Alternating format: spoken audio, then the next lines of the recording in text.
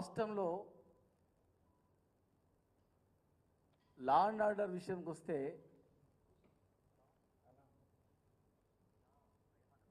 ప్రజలు భయపడే పరిస్థితులు అనిపిస్తూ ఉంది. ఒకప్పుడు హైదరాబాద్ అంటేనే ఒక సేఫ్. ఆంధ్రప్రదేశ్ ప్రభుత్వంలోనేమో గతంలో ఎప్పుడు కర్ఫ్యూ అయితే తెలియదు, ఎప్పుడు బతకరాలు అయితే తెలియదు, ఎప్పుడేమో తెలియదు, ఆ పరిస్థితి ఉండేది. కానీ తెలంగాణ రాష్ట్రం వచ్చిన తర్వాత భారతదేశంలోనే సేఫెస్ట్ ప్లేస్ అంటే కేవలం హైదరాబాద్, తెలంగాణ అని చెప్పి ఒక పేరు ఉండేది, బ్రాండ్. మహిళ అర్ధరాత్రి గాంధీ మహాత్మ అర్ధరాత్రి మహిళ ఒంటరిగా పోయినప్పుడే స్వాతంత్రం వచ్చినట్లనేది.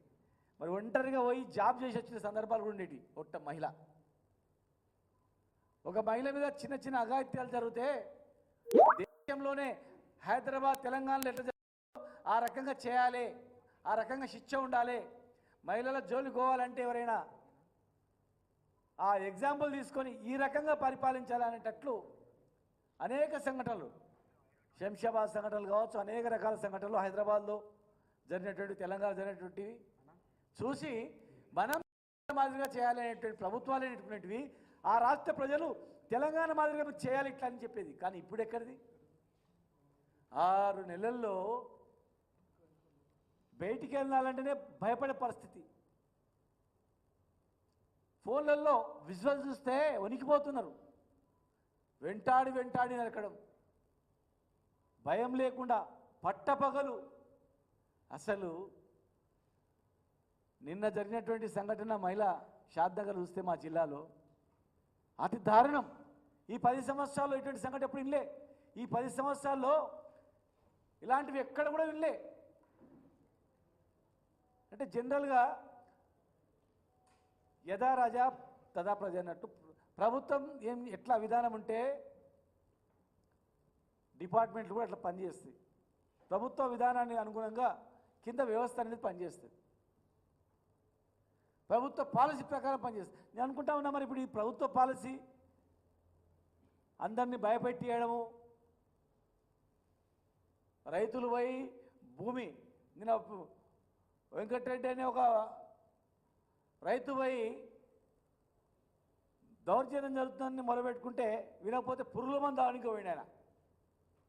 ఒక మహిళ దొంగతనం చేస్తే ఒక మహిళను పోలీసులు మొగోళ్ళు కొట్టి బట్టలు తీసి చెట్టేసి కొట్టి మళ్ళీ ఇంటికాడ పంపించమంటే మగవాళ్ళని చెంపదెబ్బ కొట్టాలంటే కూడా భయపడేది. నిజంగా ఈయన నేరస్తుడో కాదో ఉట్టి అనుమానం మీద కొట్టొద్దు అని భయపడిన సందర్భాలు ఉండేటివి. ఇవాళ ఏది నిర్ధారణ కాకముందు ఒప్పుకోవాలని చెప్పి ఒక మహిళను దళిత మహిళను ఇలా దళిత మహిళను బట్టలు ఊడదీసి కొట్టి ఇంటికి పంపించారు కొడుకు ముందరంటే దేశంలో ఎక్కడైనా ఉందా ఇలాంటి పరిస్థితి? వ్యవస్థ ఎవరు చెప్పుకోవాలి? పోలీసు చెప్పుకుని న్యాయం జరుగుతుంది, పోలీస్ స్టేషన్కి పోవాలంటే ఇలా భయపడే పరిస్థితి వచ్చిందంటే ముఖ్యమంత్రి గారే దీనికి, హోమ్ మినిస్టర్ గారు కూడా మరి లా అండ్ ఆర్డర్ పైన ముఖ్యంగా ఎవరైనా పెట్టుబడి పెట్టాలని తెలంగాణకు రావాలంటే ఎవరైనా శాంతి భద్రతలు చూస్తారు, క్రైమ్ రేట్ చూస్తారు, ఎంత ఉంది అనేది, మహిళల పట్ల ఎట్లుందని చూస్తారు, దొంగతనాలు చూస్తారు, దోపిడీలు చూస్తారు, దౌర్జన్యాలు చూస్తారు, క్రైమ్ రేట్ ప్రకారం పెట్టుబడి పెట్టడానికి వస్తారు. ఇలా ఎన్ని కేసులు? దాదాపు 2,13,000 కేసులు నమోదైనాయంట. అంటే దాదాపు 8-9% క్రైమ్ రేట్ పెరిగిపోయింది.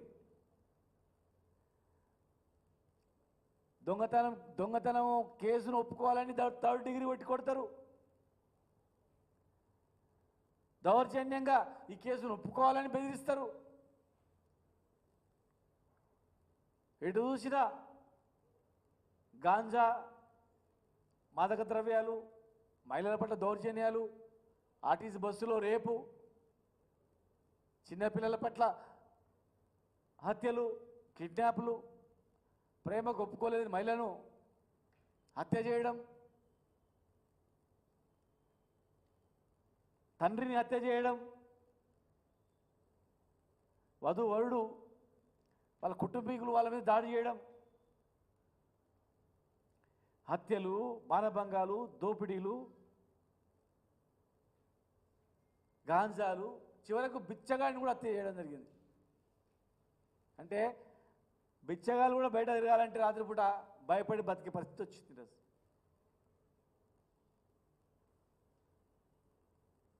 మేము ముఖ్యమంత్రి గారిని అడుగుతా ఉన్నాం, ఇప్పటికైనా మరి లా అండ్ ఆర్డర్ పైన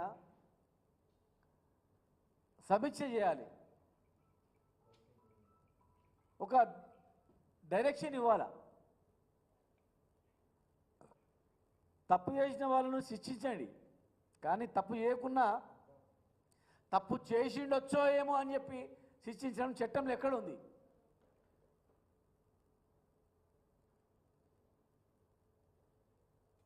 గతంలో ఎవ్రీ 2 మంత్స్కి ఒకసారి లా అండ్ ఆర్డర్ పైన సమీక్షలు జరిగేటివి. చిన్న పేపర్లో, సోషల్ మీడియాలో ఒక వార్త వస్తే వాటి మీద ఆరా తీసేది. చిన్న సోషల్ మీడియా, ఒక టీవీ ఛానల్ వచ్చిందంటే దాన్ని ఆధారంగా తీసుకొని దర్యాప్తులు జరిపేటివి. మహిళలను ఏమని అనాలంటే భయపడేది. దళితులు, అట్టడుగు వర్గాల వాళ్ళు, గిరిజనులు, వీళ్ళకే ఈ పరిస్థితి ఉంటే మామూలు వాళ్ళ పరిస్థితి ఏంది? ప్రత్యేకమైన చట్టాలు ఉన్నాయి వాళ్ళకు, ప్రత్యేకమైనటువంటి హక్కులు ఉన్నాయి వాళ్ళకు. అలాంటి వాళ్ళ పరిస్థితి ఇంత దారుణంగా ఉంటే మామూలు వాళ్ళ పరిస్థితి ఇంకా ఇంత దారుణంగా ఉంటుంది. ప్రభుత్వం వచ్చింది, కానీ ఈ ప్రభుత్వంలో కక్ష సాధింపులు అనేవి ఉండొద్దు, అమాయకుల పైన దౌర్జన్యాలను ఉండొద్దు. ఇది రాష్ట్రానికి మంచిది కాదు. కొన్ని దేశాల్లో ఎవడు పెట్టుబడి పెట్టడానికి కూడా, ఎందుకంటే చాలా క్రైమ్ రేట్ ఎక్కువ ఉంది, చాలా క్రైమ్ ఎక్కువ ఉంది, అక్కడ పోవద్దు, పెట్టుబడులు పెట్టొద్దు, భయపడతారు. ఇలా హైదరాబాద్ అంటే కళ్ళు మూసుకొని వచ్చే పరిస్థితి ఉండే.